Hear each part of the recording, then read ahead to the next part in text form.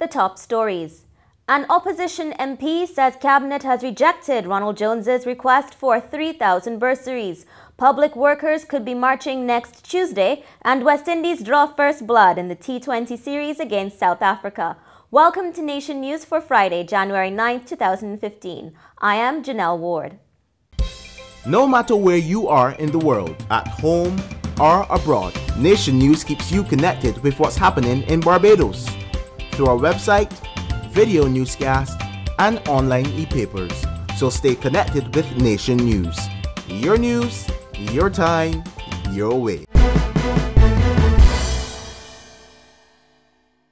Shadow Minister of Education Edmund Hinkson has called on Education Minister Ronald Jones to tell the public the status of the 3,000 bursaries which he announced last April. According to Mr. Hinkson, the Barbados Labour Party has been reliably informed that Mr. Jones's request to offer financial assistance to University of the West Indies students has been rejected by Cabinet.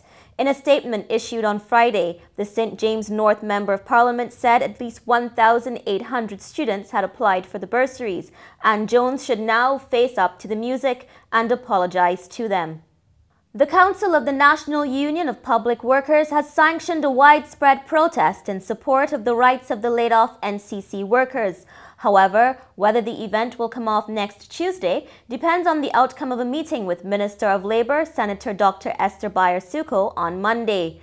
This was revealed on Thursday night by NUPW President Walter Maloney following a 5-hour meeting at the union's Dalkeith St. Michael's headquarters.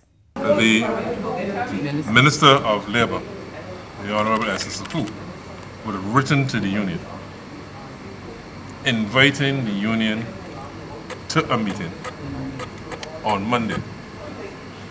Okay? Yeah. So I think what then is clear, that pending the outcome of that meeting will then determine whether or not the perceived action or the intended action will be undertaken. Former NCC workers have been pressing for severance payments or a return to their jobs after they were laid off last year. Police have come under heavy criticism in the Chapman Lane and New Orleans St. Michael communities after a young man was allegedly shot in the back by a member of the Special Services Unit. Irate residents said that Rico Gaskin, alias Coco, was fleeing from the officers when he was shot on Thursday. On Friday, the still angry residents showed Nation News the bullet holes which they said resulted from the incident. They also charged that the police treated them like animals and showed no regard for the children who were in the area at the time. The man was taken to the Queen Elizabeth Hospital by ambulance. Police are investigating but have not yet issued full details about the incident. Things are looking up for local tourism. Parliamentary Secretary in the Ministry of Tourism, Senator Irene Sandiford Garner, says thousands more airline seats are available to the island and arrivals are forecast to rise by 4% this year. She made the comments during a State of the Industry media briefing on Thursday. JetBlue is projected to add a further 9,000 seats out of New York. Air Canada is expected to increase capacity by 41%, or 2,010 seats out of Montreal through the addition of a third weekly service.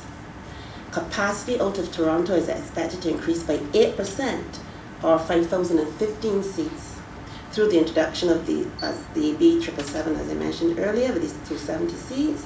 Out of the UK, which is our strongest market at present, British Airways is going to add 2 more flights per week, so they're going to bring their total flights to 12. And that increases their capacity by 14%, or 5,425 seats. And Condor is adding a third flight per week during the winter, which is going to add 1,700 seats, or 14% of their existing capacity. And Avianca is going to introduce a twice-weekly service out of Bogota, Colombia, in December 2015, adding 200 seats per week from this Latin American hub. The senator added that Sandals Barbados is already fully booked ahead of its January 18 opening, while the construction of a new St. Moritz Castle will start in August. The The stars have started to arrive in Barbados for the 10th annual Barbados Music Awards.